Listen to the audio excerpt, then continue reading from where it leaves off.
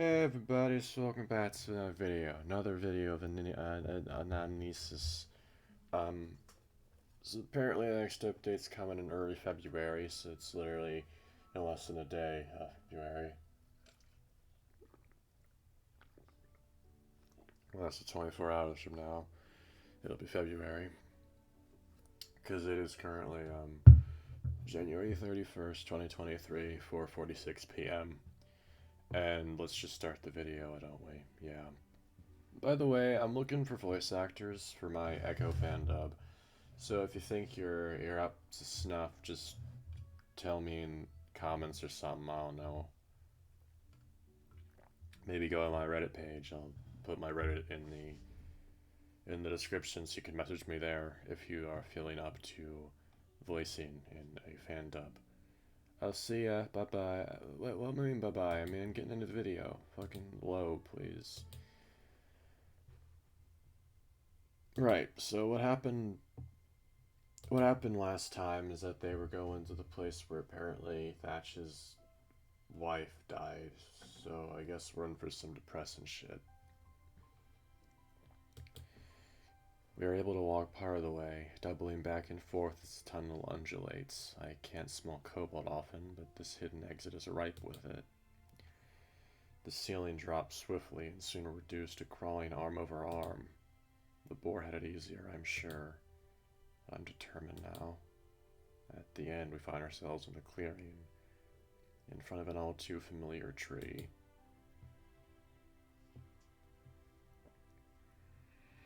The weather has taken a turn for the worst. Great clouds like sheets of dark wool lie pile on pile until they stack to the very heavens. Yes, it was a dark and stormy night. That's like one of the most classic fucking things you can do in a story. It's like, oh, the character is feeling bad. Why don't you make the weather like mimic their feelings? Why don't you? That'd be fun, wouldn't it? Yeah, that'd be really fun. Also, the way that this person writes is I really like. Oh, you could have just said it let outside. Some kind of escape tunnel, I suppose. This dude has no fucking respect. I do not like Tim at all. Kind of a waste of our precious time. Shut the fuck up. So much for archaeological find. Well, I'm true to my word. Back we go. No. Excuse me, now you want us to stay? I don't care what you do. Going to see my wife. What? I soldier on, ignoring him. The slab of granite is still there, of course. Her body was stiff as a rail and as cold as the scaled one's heart. The dark stains must be a trick of the light. Blood or bone wouldn't last exposed to the elements. Throw myself in the makeshift plinth, no longer able to hold back my frantic sobs. The fox's eyes are on me in disbelief or pity or both, but an interminable second later I am alone. Abigail. Abigail, my one true love. The grace in my catcher. If you remain, come to me now. I would see you again. Nothing responds. I'm dimly aware of the fox when he returns. Thatcher, I'm sorry. I don't know about what all of this is about. Shut up. There's a storm coming. We need to find shelter. Go away. Please talk to me. You know the way back. I'm staying. Damn it, you'll die out here! Which is a bony arm on my arm and tugs wildly. A mistake. The overeducated prick doesn't know what he's doing. I lean into his grappling arm, bring my elbow down in the inner joint of his. He yelps, breaking his grip. I'm none of your concern. What the fuck, Thatch? Leave me alone. The cloudburst opens like an overripe fruit. Lightning crashes, then thunder. And Fulgur, that'd be one way to go.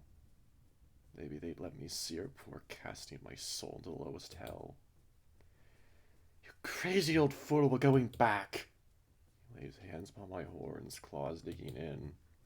On my pride as a ram. You craven unhand me! I buck left and right, and who cares if I gore him? His damn claws will treat in the rain. Can't whip him around for long. Can't catch my breath. You're coming back, damn you! Tired, so wet, so cold. My strength wanes. He catches me, barely able to keep his footing in the mud.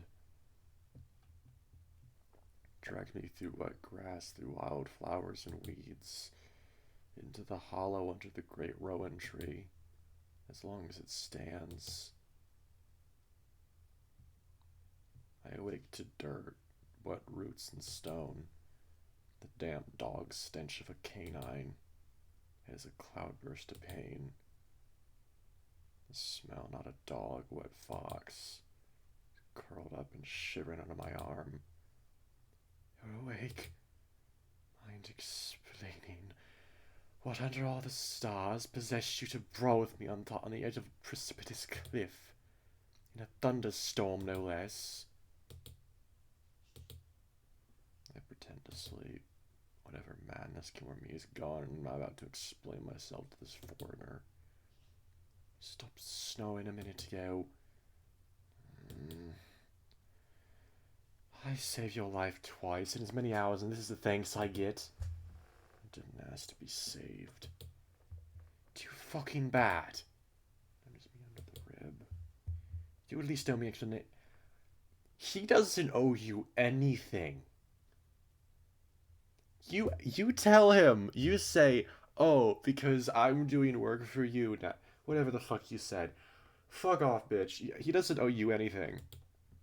It's stuck here until sunrise in any case. If you want to risk hypothermia again, with waterproof wool, I think you could find a way to get it. It would be cold comfort indeed.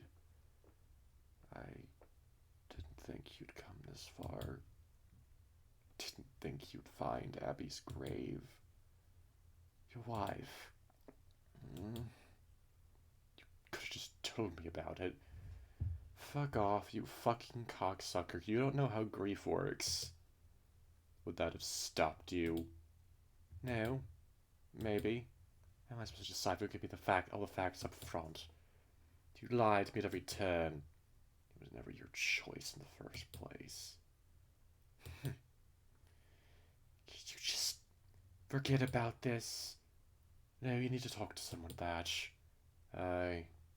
Maybe, but not you. If I offended you in some way, I see you, Fox. See what? Are we doing this here? Right now? Say what you have to say. You're just using me for this theckin' bullshit of yours without regard to my own wishes. That's not... Shut up. I think Alma told you something back at year's turn, something that lodged in that shifty little skull of yours. You got a whiff of ancient civilizations, lost magic, and most importantly, a smidgen of personal glory for Timothy fucking Quicktail. Maybe you knew about a Crannog that fell near here, some record in a great library of yours. I don't know for sure, but I wouldn't bet against it. That's why you left Platea shown on my doorstep like a stray feral, twisting my goodwill for your own perverse ends. Just because I didn't go to your fancy academy doesn't mean I can't put two and two together. Shuffles back against the roots away from me. Damp, chill air flows into the space between. All right, then. Message received. And Silas, you stay away from him, too. Whatever you think of me, he deserves the chance to learn his craft. There's no one better suited to teach him another 100 clicks. I won't have Theckins slap a leash on him just because he's thrice tuned. And what does Thatcher know? Platea know of Theckin leashes? None of your business. If you want to press me, fine. My word is as good as any man's, cloven hooved or otherwise. Swear then if you got the stones for it. Clears his throat, ragged and raw from so much yelling. I swear to keep silent from making the same mistakes I did. No, that's not what I said. You're playing tricks, planting your feet just a meter to the left of the truth. Swear you will do everything in your power to keep him from becoming indebted to the Thekins, yourself included. Or don't. You'll find a loop through any oath I can conjure. Too fucking smart for your own good. I don't care what you swear. I swear it. Do everything I to keep him from Thekin influence, unless... Here comes the twist.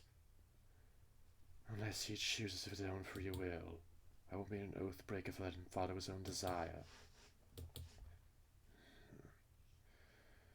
I swear to my father's bones. The wind howled more fiercely than, and the rain poured on vast torrents. Further chattering became much too exhausting to attempt. I rolled over, snagging a horn and an errant root. Sleep was fruitless. Imagine the fox was much the same. When morning came in diffuse light and faint bird song, cold and cloudy without a sun, we retraced our steps. In silence we crawled piteously through the mud-encrusted tunnels, snuck through the darkened throne room. The sow, if she was there, was blissfully quiet, and climbed down the slippery ladder.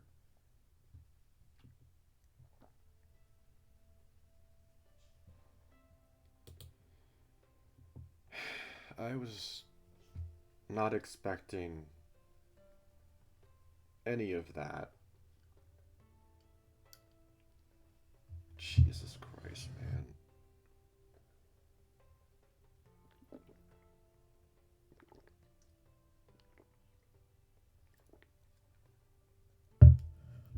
That was some really, really good. Fuck. Yeah, it was good. That was really good.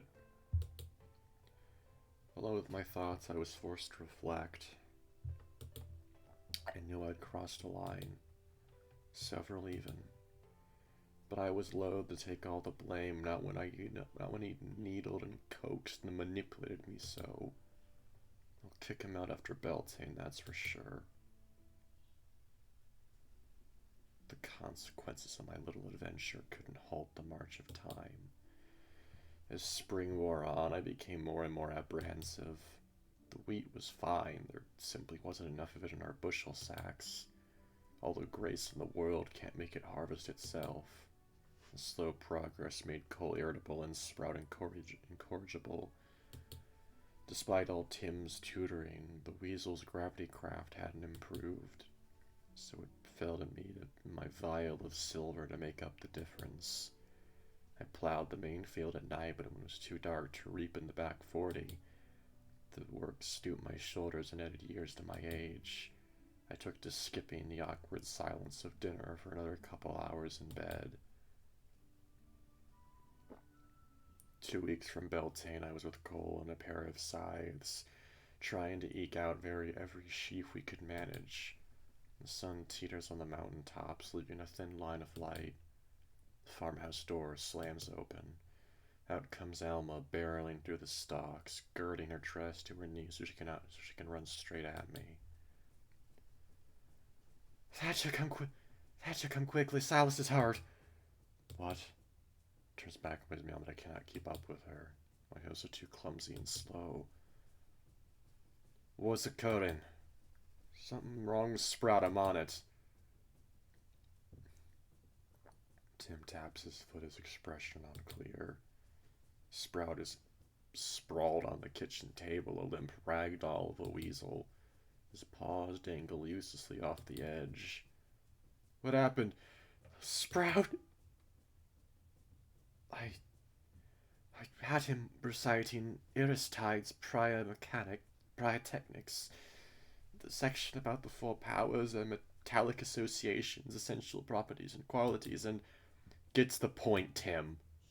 He got some kind of a epiphany. I thought it was one of the memory exercises, but by the time I realized he was calling on gravity instead, he was too far gone to halt. Oh, Sprout, you fool. How bad is it, Thatch? I closed my eyes and rested upon the swooning weasel's stomach. The seat of gravity is higher in mustelids. They're top-heavy. Concentrate, damn it. I shift my paw higher.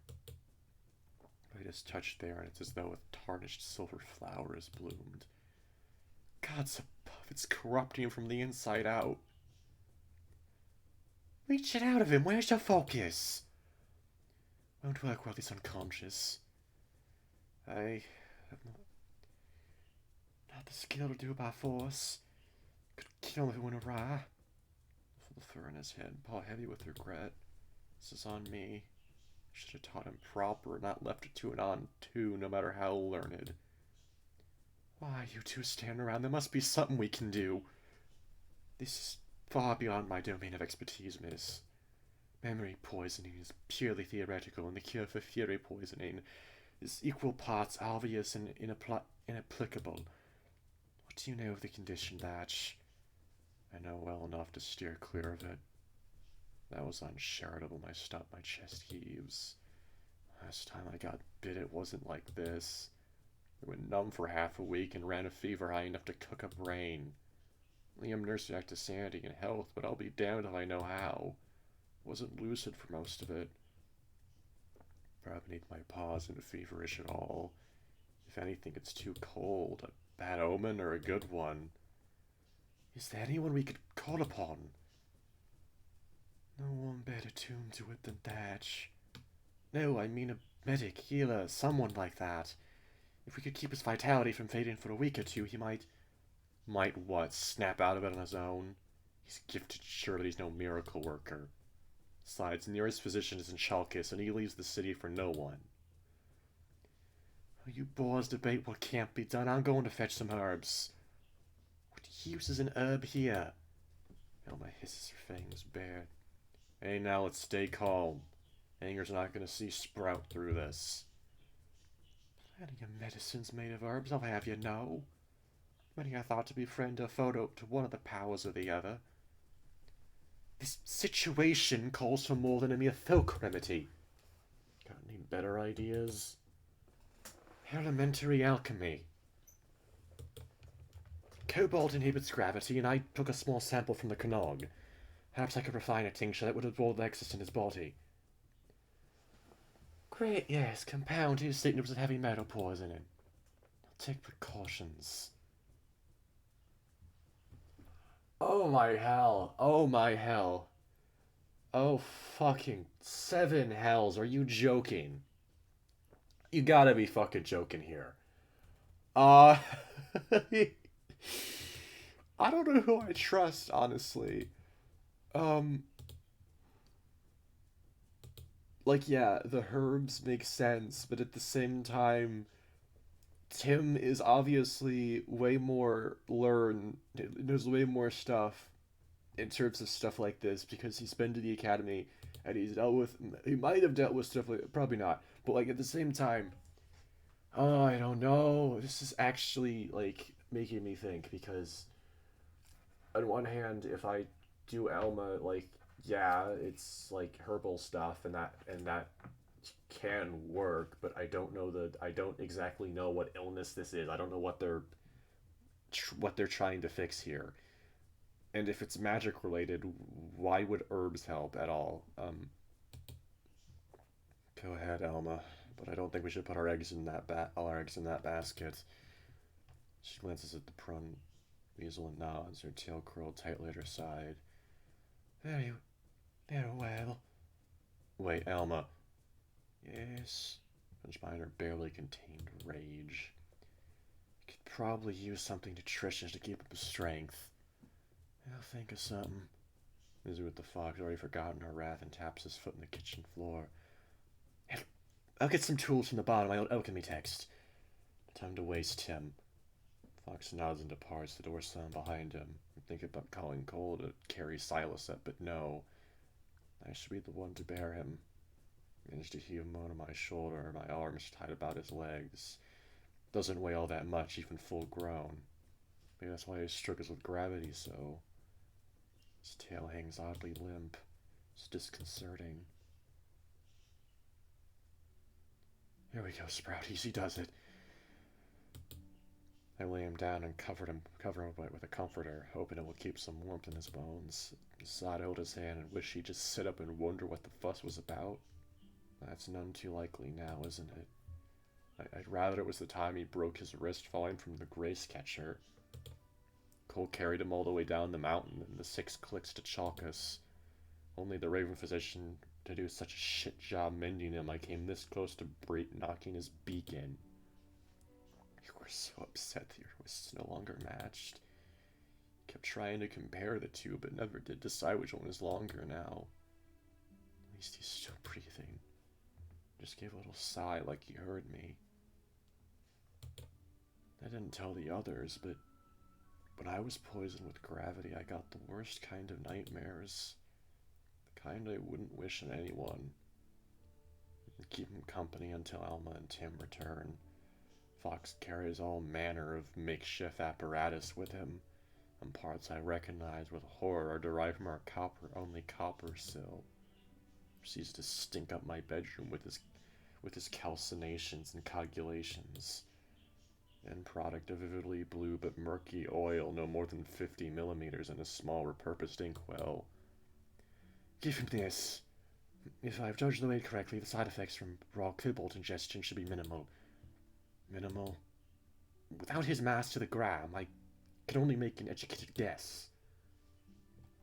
Hesitantly, I wedged Silas's mouth open and dribbled the mixture over his tongue.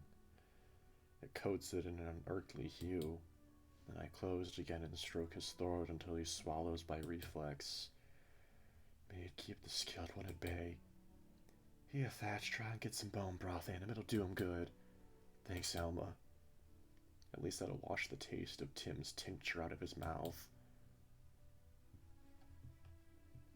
We stand vigil through the evening, watching intently for any sign of improvement. Cole comes up when his work is done and offers his sympathy, but with Sprout lying so flat and quiet, there's not much for him to say or do. Alma follows him downstairs to fix the tired horse's own dinner. Tim drives me mad with foot tapping and tail swishing. Tim, why don't you go down and bring us up something to eat? Oh, sure. I can scarcely take my eyes off poor Sprout. He's breathing a bit easier now, but other than that, there's no real change. Tim comes back with goat cheese and olives, some leftover bits of bread. We eat together on the floor, as I'm told the steppe nomads do. What's that above your bed? Nailed above your headboard, like, I don't know, a wall against the evil eye. Surely you'll learn that architecturean doesn't believe in the evil eye. Of course not. What else would you call a wall decoration like that, which is clearly hung on the wall for years? Something Abby found in the ruins. I liked the color, and it didn't seem to be worth anything, so I kept it. She used to joke that it was my dowry price, and that's why it's hanging there. Correct me if I'm wrong, but I was under the impression that men paid dowry prices among the ungulates. Oh, they do. She was just full of surprises. May I examine it, if you'd like? Is it magical? You tell me I never got anything out of it. Concentrates for a moment but shakes his head. The color is striking. Aye, like a clear night sky in these parts in autumn or early winter. I'll take your word for it. There's an inscription on it. Is there? This is Sarian thatch. I'll bet my knot on it. Well, stands to reason. He said the Cranog was Aryan, and that came from there, so... No, you don't understand. This could be a relic. Are you sure it doesn't respond to great between the two of us? Oh dear, I'm not in the mood for more excitement. Please, Tim, just put it away for now. But Thatch, that lump of metal was a gift from my wife. Rather you didn't turn it something else, you hear me? Put it back if you would. Much obliged. Let's finish our dinner. He's clearly upset as he returns to the floor, and I catch him glancing at the item from time to time. Get the unwelcome feeling I'm gonna need to keep an eye on it. I don't like feeling this way about a man, but damn, I swear his obsession with those sky dwellers will be his undoing. Bro, what? Oh, god damn it, are you fucking kidding?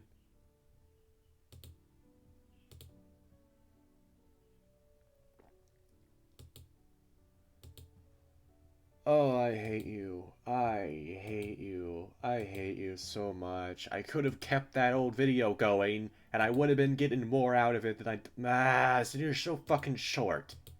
It's way too fucking short.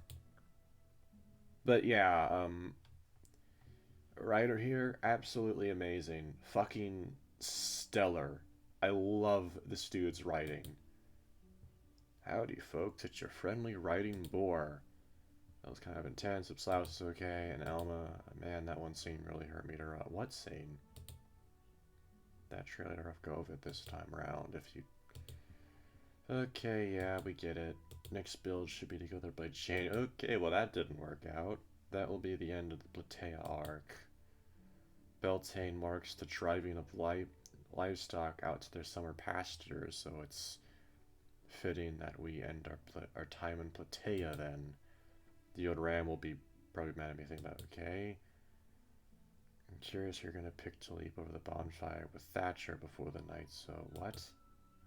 Later housekeeper, the loquacious scholar, perhaps even, a spoiler, all that kind of, okay, cool. Lots of, I almost forgot, Stroker? What the fuck is Stroker?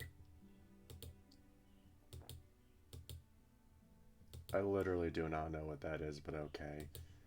This was way too short. I really should have just kept playing it last time. Oh well.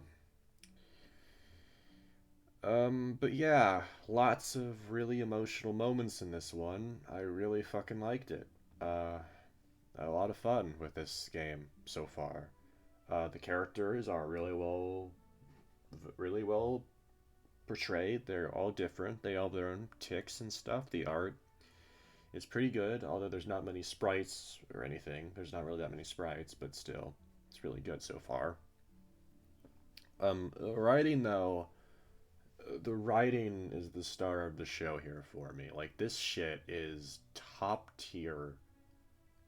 I mean, it's top tier in furry visual novel land, but just for being as well written as this shit is, like holy hell, I am actually really fucking happy that another writer shares the same, another person in this fandom shares the same amount of like attention to his writing that I do, because man, it's so fucking irritating seeing all these amateurs try and write decent characters and fail miserably. But yeah, I guess I'll see you in the next video. This one was honestly way too short for my liking, but oh fucking well.